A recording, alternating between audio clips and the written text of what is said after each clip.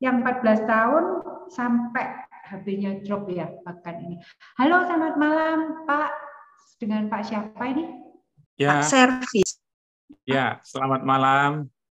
Malam Pak Servis, boleh sharing sedikit tentang anaknya bagaimana? Karena tadi sempat dengar ceritanya sedikit, itu sangat membuat orang tua itu pasti nggak punya hati ya pastinya. Silakan Pak Servis untuk sharingnya. Ya, terima kasih teman-teman semua telah memberi saya kesempatan untuk cerita testimoni apa yang saya alami. Jadi ini berawal dari 6 bulan yang lalu, ketika anak kami yang laki-laki umur 14 tahun terkena demam berdarah yang cukup parah bersamaan dengan tipes. Ya, jadi ceritanya pada hari Sabtu malam anak saya demam. Nah, jadi kami kasih obat yang ada di rumah dan paginya demamnya tidak turun. Saya pulang kerja, kebetulan masuk malam, paginya saya langsung ke klinik mengambil obat. Saya kasih ke anak saya, dan tengah hari Minggunya, belum turun juga. Siap ibadah, kami langsung ke klinik, bawa anak saya supaya dilihat dokter, kenapa demamnya nggak turun.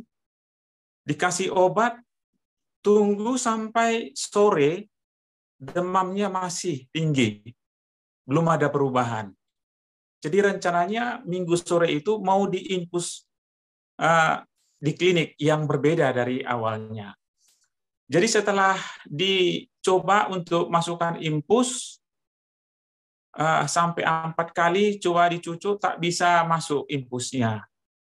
Jadi dokternya bilang, ini kita kasih resep dulu, ini urat nadinya sudah mengecil, mudah-mudahan besok kita bisa pasang infusnya.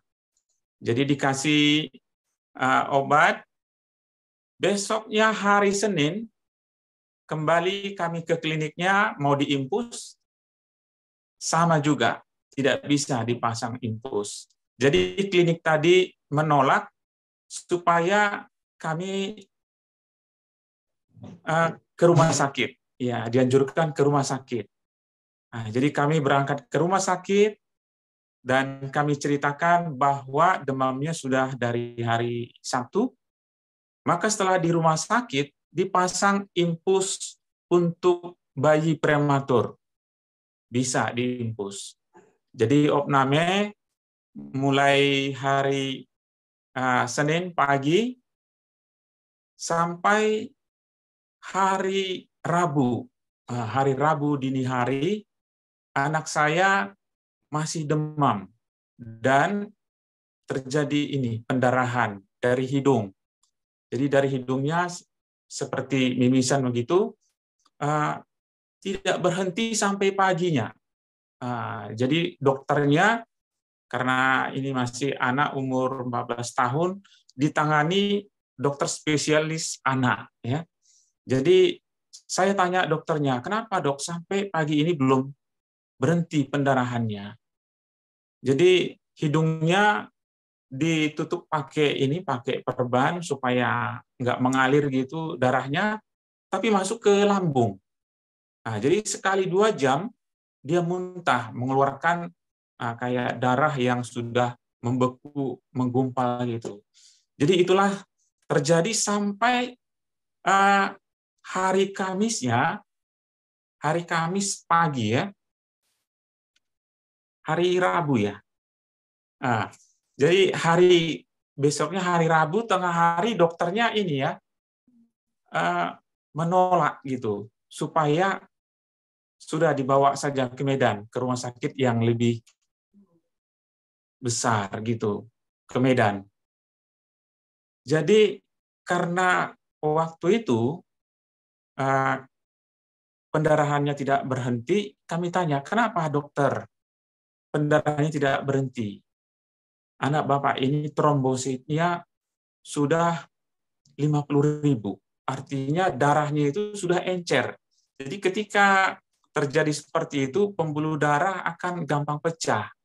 Nah, jadi makanya ini tidak berhenti. Kami sudah upayakan dengan yang bisa, tapi tidak bisa. Jadi dirujuklah ke Medan. Tapi masalahnya mereka menyarankan untuk rumah sakit yang ada ruangan ICU-nya. Jadi sampai sore kami tidak dapat rumah sakit yang ada ruang PICU-nya, ruang ICU-nya. Jadi pada sore hari Bu Dumaria menelepon kami tentang kondisi anak kami, menyarankan supaya diberikan hemohim. Jadi tanpa pikir panjang, kami langsung jemput ke rumah anaknya di Tebing, dikasih 2 kotak. Ya. Jadi jam 4 kami kasih hemohim tadi, 1 saset, baru jam 7. Jam 7 setelah ini rumah sakitnya ada, mau berangkat kami kasih 1 lagi. Jadi kami berangkat ke Medan, sampai di Medan kira-kira jam 8 malam ya, jam 8 malam lewat gitu. Jadi setelah observasi, setelah dicek, mereka bilang anak Bapak ini trombositnya sudah 25.000. Jadi harus masuk ruang ICU. Ya udah, Dok, masuk ruang ICU aja. Kan dari sana seperti itu. Maaf, Pak, ruangan ICU sudah penuh. Loh, tadi kan dari Tebing ada ruangan ICU. Ya, Pak, sudah penuh semua, ada yang baru masuk. Jadi pada saat itu sudah jam tengah 12 ya, tengah 12 malam. Tengah 12 malam mereka menyarankan kami untuk mencari rumah sakit yang lain yang ada ruangan ICU-nya. Waktu itu kami benar-benar panik dan merasa tidak tahu lagi apa yang mau dilakukan. Jadi kami telepon teman kami, bagaimana kami sudah ditolak dari Tebing sampai di Medan, ditolak lagi, kami mau kemana? Jadi teman kami menyarankan, jangan khawatir, ada pengalaman, 5.000 trombositnya masih bisa bertahan. Jadi minta tolong saja sama dokternya supaya tetap dirawat di situ. Besok kita cari rumah sakit yang ada ruangan ICU-nya. Jadi saya jumpai dokternya, Dok, tolong kami dirawat di sini aja. Ini sudah tengah malam, kami mau cari rumah sakit mana lagi. Jadi ya sudah, tolong tanda tangan ini Pak. Kami baca, apa ini Dok? Surat pernyataan penolakan ruangan ICU. Loh, Pak, kami kan tidak menolak ruangan ICU. Kenapa harus ini? Iya, Pak, anak Bapak ini kondisinya sudah kritis. Dia belum melewati 6 hari, belum lewat masa kritisnya. Jadi saya bilang, anak saya kan baik-baik saja, Pak. Iya, sebenarnya kelihatannya dia baik-baik saja. Tapi itu kondisi kritis, Pak. Badannya sekarang memang sudah nggak demam lagi. Tapi belum lewat masa kritisnya. Itu membuat kami benar-benar panik dan sepertinya sudah lemas. Kami merasa anak kami dalam bahaya. Jadi saya bilang, ya udahlah, kalau mau ditandatangan, yang penting anak kami dirawat di sini. Jadi jadilah anak kami dibawa ke ruangan inap. Jadi sewaktu di ruangan, susternya membuka penutup lubang hidungnya, karena ditutup pakai perban supaya tidak menetes gitu darahnya. Pak, kita buka dulu ya penutupnya, nanti kalau masih netes kita bikin lagi. Ya, suster. Setelah dibuka, pendarahan tadi sudah berhenti. Ya, kami pikir, wah ini kenapa kok bisa tiba-tiba berhenti? Rumah sakit ini belum ada kasih resep, infusnya masih yang dari tebing. Ya udahlah, sampai besoknya trombositnya dicek lagi, sudah naik 100%. Jadi kami pikir-pikir, apakah ini karena hemohim? Ya, mungkin saja karena hemohim. Jadi, karena persediaan hemohim cuma 2 kotak kecil, besoknya kami cuma kasih 1. 1 aja. Jadi, kami pikir mungkin beberapa hari ini kami akan di sini biar cukup persediaannya. Besoknya yang naik cuma 1.000. Padahal sebelumnya 25.000, setelah dicek besoknya 50.000. Ini kenapa kok naik cuma 1.000? Jadi, wah ini karena hemohimnya kurang banyak. Besoknya kami kasih 2 kali 1 hari. Langsung naik lagi 100%. Naik ke 100.000 ya, 75.000 ya. Ya, gitu. Jadi dokternya heran, loh, Joakim ini kok cepat kali naik trombositnya. Ya, gimana dokter? Udah bisa pulang belum? Kalau sudah 100.000, sudah bisa pulang. Ya, jadi singkat cerita, kami hari Minggu pulang. Ya, jadi hanya mengkonsumsi beberapa hemohim, beberapa saset, anak kami sudah terselamatkan dari bahaya. Jadi setelah waktu itu, teman-teman, saya sangat sangat ingin tahu tentang hemohim.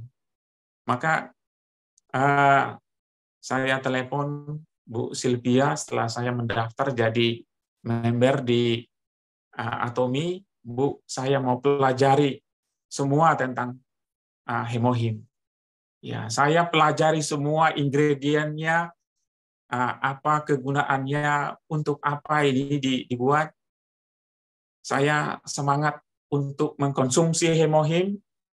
Orang tua saya yang mulai 2019 mengalami penyakit lambung, dan adik saya yang perempuan ada kelenjar di ketiaknya. Jadi mulai dari bulan April kemarin, 6 bulan ke sekarang, kami satu keluarga sudah mengkonsumsi hemohim, ada 14 kotak, 14 box gitu ya, sampai sekarang. Ya, jadi kami sangat bersyukur sekali. Kami sudah cerita tentang testimoni di grup ya, di grup kita waktu meeting di Zoom. Ya, saya sangat senang sekali kenal dengan hemohim ini. Luar biasa, saya sangat bersyukur sekali. Terima kasih Atomi telah menciptakan hemohim. Dan bagi teman-teman semua, mungkin ada member baru yang saat ini belum mengkonsumsi hemohim, silahkan mengkonsumsi hemohim. Teman-teman akan lihat sendiri apa reaksi positif yang terjadi dalam kesehatan kita. Ini akan membuat kita makin bersemangat. Sukses Atomi. Terima kasih. Sekian untuk testimoninya. Terima kasih Pak Servis untuk testimoninya. Saya nggak pernah membayangkan, karena saya juga orang tua, kalau di posisi Bapak waktu itu dan dokter udah vonis, kayaknya udah kritis sekali dan istilahnya udah hampir tidak ada harapan. Tetapi emang Tuhan berkehendak lain, dan selama kita berusaha, hemohim juga sangat membantu sekali. Itu berkat yang sangat luar biasa yang Bapak bagikan untuk member-member yang sekarang hadir di Zoom malam hari ini. Terima kasih Pak Servis. Semoga keluarga juga sehat selalu, juga makin sukses dengan sharing-sharing dari Pak Servis pastinya. 구독, 좋아요 눌러주세요.